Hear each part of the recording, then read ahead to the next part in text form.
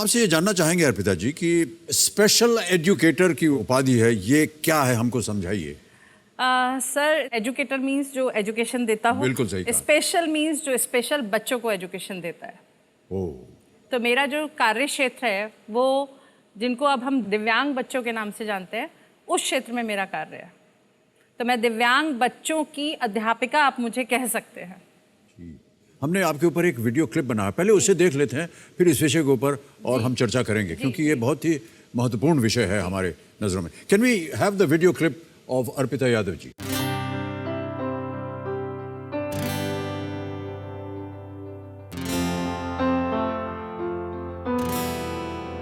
शाबाश। अल्फाबेट्स तो सिंबल्स हो गए, ये क्या है? सिंबल्स हैं। साउंड्स मैंने क्या बताई थी? कौन बताएगा? जल्दी से मुझे बताओ। हाँ। नहीं, मेरा नाम अर्पिता यादव है। लर्निंग एस्पिरेशन पर 2015 से एज ए एकेडमिक डायरेक्टर काम कर रही हूँ। मेरा सपना था स्पेसिफिक लर्निंग डिसेबिलिटी यानी अधिगम अक्षमता के लिए काम करना, और इसको सब लोग बहुत बेहतर तरीके से समझ जाते हैं जब मैं कहती हूँ कि तारे ज़मीन का ईशान।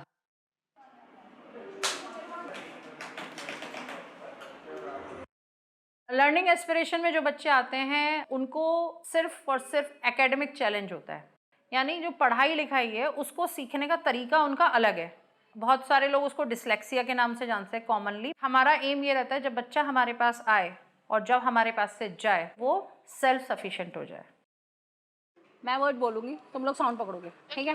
साउंड आ, दिव्यांग, हिंदी नहीं, इंग्लिश, आम नहीं।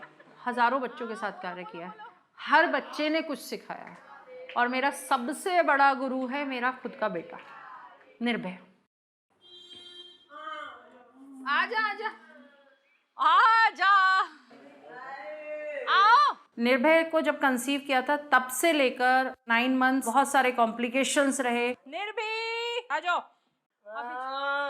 फिर 8th मंथ ऑफ प्रेगनेंसी में डॉक्टर्स को जब बिल्कुल बच्चे की ग्रोथ नहीं दिख रही थी, आगे बच्चा बढ़ ही नहीं रहा था, उन्होंने बोला कि बच्चा ग्रोथ रिटार्डेड है, नॉर्मल नहीं है, ड्वार्फ बेबी है।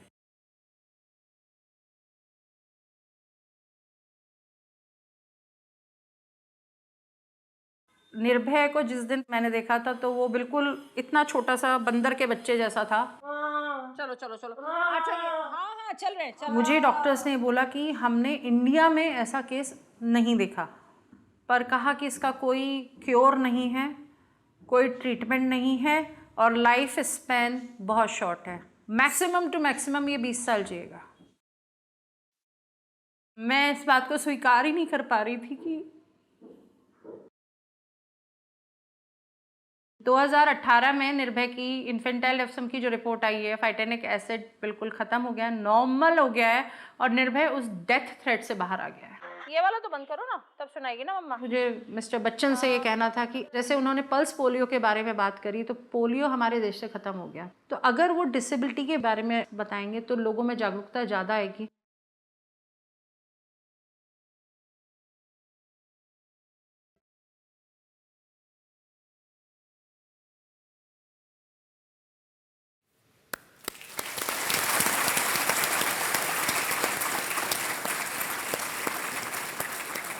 सबसे पहले तो आपके धैर्य, आपकी शक्ति, आपकी मानसिक शक्ति को हम प्रणाम करते हैं, और किस तरह आपने ऐसी परिस्थितियों का सामना किया, उनके साथ युद्ध की तरह आपने एक लड़ाई लड़ी और विजयी हो गई हैं।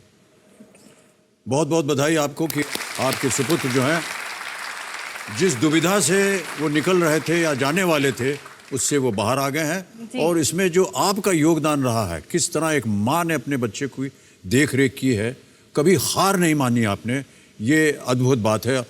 इसके लिए हम आपकी प्रशंसा क्या करें, केवल हाथ जोड़कर प्रणाम कर सकते हैं आपको। बहुत बहुत धन्यवाद सर। आपने कहा कि आपके पुत्र जो हैं वो आपके गुरु हैं। यस इसके बारे में थोड़ा सर, थोड़ा सा बैकग्राउंड बताती हूँ। निर्भय इज़ माई सेकेंड चाइल्ड जी। मेरी पहले एक डॉटर थी, और वो भी एक डिसेबिलिटी लेकर पैदा हुई थी। उसको ट्राइगोनोसेफेली कहते हैं, जिसमें फोरहेड सूचर फ्यूज था। 3 मंथ 7 दिन की थी जब वो शी अंडरवेंट अ सर्जरी, और उस सर्जरी के बाद 24 घंटे वो सर्वाइव नहीं कर पाई। उसके बाद निर्भय के जो बायोलॉजिकल फादर हैं, I am a single parent, निर्भय के जो बायोलॉजिकल फादर हैं और मैंने समहाउ उन्हें मैनेज किया कि वो जेनेटिक टेस्टिंग के लिए जाएं और उसमें पता चला कि he is a carrier for this disability. उनकी क्रोमोसोमल एबनॉर्मलिटीज़ निकल के आई। फर्दर टेस्टिंग से ही रिफ्यूज्ड और डॉक्टर्स से जब कंसल्ट किया उन्होंने कहा 50-50 चांसेस हैं। वो 50 चांसेस के चक्कर में जब आई कंसीव निर्भय इन 2000, समहाउ पता नहीं क्यों एक डर बैठा हुआ था अंदर फ्रॉम डे वन और मैं निर्भय को एक्चुअली एक्सेप्ट ही नहीं कर पाई उस समय। फ्रॉम डे वन मुझे एक डर था कि एक को खो चुकी हूँ और कुछ ऐसा नहीं चाहती और वही डर साबित हो गया 8th मंथ में। 8th मंथ में डॉक्टर्स ने जब टेस्ट किया तो पता चला बेबी ग्रोथ रिटार्डेड है। जो इंट्रा यूट्राइन ग्रोथ होती है वो उसकी 6 मंथ के बाद हुई नहीं है, तो उन्होंने कहा ड्वार्फ बेबी है। तो जब डिलीवरी टाइम हुआ और निर्भय को देखा तो मुझे लगा कि ये क्या है, ये मैंने नहीं मांगा था। And I had a fight with the God. 1.5 साल लगे मुझे निर्भय को स्वीकारने में, दिल से। मुझे ये एक्सेप्ट करने में कोई शर्म नहीं आती कि मैंने 1.5 साल लगा दिए उस बच्चे को एक्सेप्ट करने में, दिल से। काम सब कुछ कर रही थी, डॉक्टर के जा रही थी, सब कुछ कर रही थी, बट एक दिल से ममता नहीं आ रही थी। गुस्सा था, नाराज़गी थी, ऊपर वाले से, खुद से, समाज से, सबसे लड़ाई, सबसे गुस्सा था। क्यों मेरे साथ ही क्यों? आज मैं ये कहती हूँ thank you, it's me, because of him I am here. हम आपसे ये जानना चाहेंगे अर्पिता जी कि इतना सारा आपने कष्ट उठाया अपने जीवन में, अपने आप को फिर आपने शिक्षित कैसे किया? समय कैसे मिला आपको? बेसिक एजुकेशन तो मुरादाबाद में हो चुकी थी, उसी दौरान शादी हो गई थी। MBA कर रही थी तब शादी हो गई थी। B.Ed करा था क्योंकि पापा चाहते थे। BSc वैसे ही कर लिया था क्योंकि ग्रैंडफादर चाहते थे बायोलॉजी पढ़े, तो अपनी मर्जी का अभी तक कुछ नहीं पढ़ा था। निर्भय के आने के बाद खोज चल रही थी कि अब लाइफ का मकसद क्या है, क्योंकि अगर भगवान ने दूसरी बार ये चीज़ दी है तो कुछ तो इशारा है, कुछ तो मतलब है ना इस बात का। आपके पास एक ही चीज़ बार बार लौट के क्यों आ रही है? और मैं 2002 में एक संस्था में, दिल्ली में एक संस्था है, वहाँ पे एज ए पेरेंट जाना शुरू करी थी निर्भय की थेरेपीज़ के लिए। और दिल्ली में ही हॉस्पिटल में जाती थी उसके डायग्नोसिस के लिए। उसका डायग्नोसिस 2003 में ही हुआ था। इंडिया में वो सुविधा ही नहीं थी डायग्नोसिस की, तो US सैंपल भेजा गया था। इंडिया में जितने टेस्ट थे वो हो चुके थे और उन्होंने कहा कोई रेयर कंडीशन है और ये मर जाएगा, ज़्यादा दिन नहीं जिएगा और ये तो ऐसे ही रहेगा। तो मैं लड़ पड़ी थी डॉक्टर से कि या तो इसे अभी मार दो या ऐसे इसके कष्टों से मुक्ति दिलाओ। पूरी रात बच्चा रोता है, खा नहीं पा रहा, पी नहीं पा रहा, कॉन्स्टिपेशन इतना सिवियर है कि 3 एनिमा लगाने के बाद भी अगर पेट से पत्थर निकल रहे हैं तो उस बच्चे की कंडीशन सोचो।